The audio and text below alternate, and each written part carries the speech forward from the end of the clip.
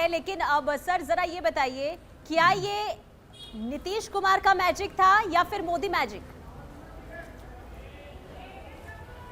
नहीं, देखिए, किसी एक का मैजिक ऐसा तो है नहीं कि अलग अलग हो जाए, वो सेपरेट तो होता नहीं है। ओवरऑल उनकी प्लानिंग बहुत अच्छी है। मैं तो इसको जो है अमित शाह जी का मैजिक बताता हूं कि अमित शाह जी जहां पे भी इलेक्शन को संभालते हैं तो उनकी प्लानिंग, उनकी ग्राउंड लेवल जो पूरी तैयारी होती है वो बहुत ज़बरदस्त होती है और बहुत माइन्यूट होती है, जिसको कहते हैं डेविल लाइज इन डिटेल। तो डिटेल में जाते हैं और डिटेल में जाके प्लानिंग करते हैं बहुत नीचे के लेवल पे। हम ये बात भी कर रहे थे कि चुनाव लड़ना बीजेपी से समझना पड़ेगा कि बिहार में खुद आते हैं अमित शाह, यहाँ पर रहते हैं, पूरी जो ग्राउंड लेवल का जो कार्यकर्ता होता है वहां से लेकर जो मुख्यमंत्री नीतीश कुमार से मिलने तक का एक एक चीज डिसाइड होती है, उसके बाद शायद इस तरह का परिणाम आता है। आपको वो ग्राउंड लेवल पर काम करना पड़ता है, एक एक चीज समझनी होती है, सीटों का समीकरण, यही समझा गया है शायद इस चुनाव में।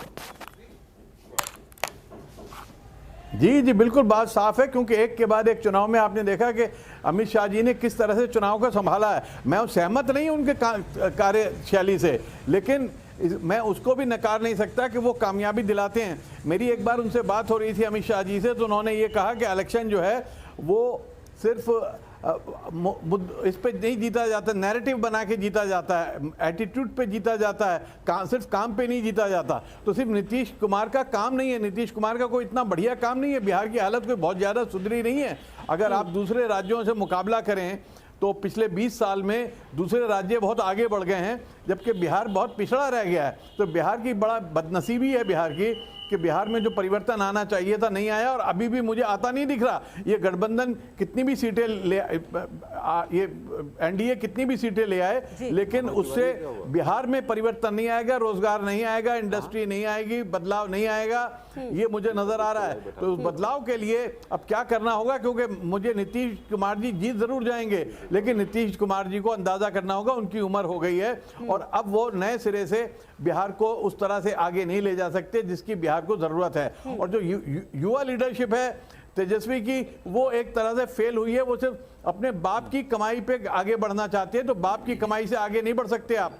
इसमें इन्हें अखिलेश यादव से सबक सीखना होगा कि वो बाप की कमाई से नहीं, उन्होंने खुद अपनी कमाई खड़ी की है, तो तेजस्वी को अपनी कमाई बनानी पड़ेगी।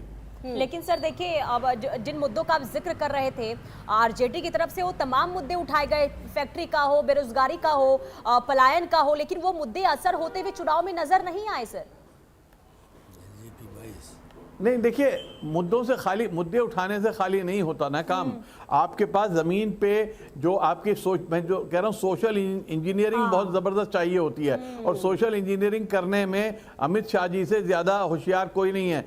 जो मैंने शुरू में ही कहा था कि मंडल जो है वो मुस्लिम यादव वोट का कॉम्बिनेशन था, उस पे आप बहुत बार जीत लिए, लेकिन अब आगे नहीं जीत सकते आप। अब आपको नए सिरे से सोशल इंजीनियरिंग करनी होगी, नए सिरे से छोटे छोटे नए ग्रुप को खड़ा करना होगा, और जो महिला का वोट है उसको आपको समझना होगा कि आज भारत में महिलाओं का वोट ज्यादा, सबसे ज्यादा प्रभावकारी है। ये तो वजह भी है ना, आप देखिए ना, पिछले कुछ समय से जो राज्यों के चुनाव होते हैं उसमें महिलाओं के लिए सबसे पहले बताया जाता है कि कितने रुपए उनके खाते में डाले जाएंगे। ये तो एक नया ट्रेंड सा हो गया फ्रीबीज का, जो कि हर पार्टी कर रही है। अच्छा सर, मेरा सवाल एक ये भी, बिहार चुनाव क्या संदेश देता है?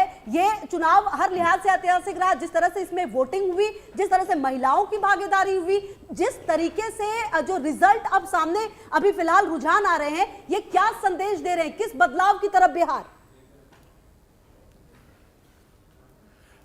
माफ करें, मुझे कोई बहुत भारी बदलाव नजर नहीं आ रहा है बिहार में। संदेश ये है कि किसी भी तरह से जीत जाओ, चाहे वोट चोरी से, चाहे वोट खरीदारी से, चाहे लुभा के लोगों को, चाहे समझा के लोगों को, चाहे बहका के लोगों को, लेकिन जीत जाओ। तो जीतने के बाद क्या होगा वो सवाल उठता है, और जीतने के बाद मुझे कोई बहुत कुछ होता नजर नहीं आ रहा है बिहार के अंदर। बिहार के अंदर रोजगार आता नजर नहीं आ रहा, चाहे ये सरकार आ जाए चाहे वो सरकार आ जाए। तो इसलिए बिहार के अंदर जो बड़ा परिवर्तन है, वहाँ तो एक बड़े सामाजिक क्रांति की जरूरत है, और सामाजिक क्रांति ये पार्टियां नहीं ला सकती वहाँ पर। और बदनसीबी है कि लेफ्ट जो थोड़ा सा सामाजिक क्रांति की बात करता है, लेफ्ट भी अब वहाँ पे कमजोर होता चला गया बिहार।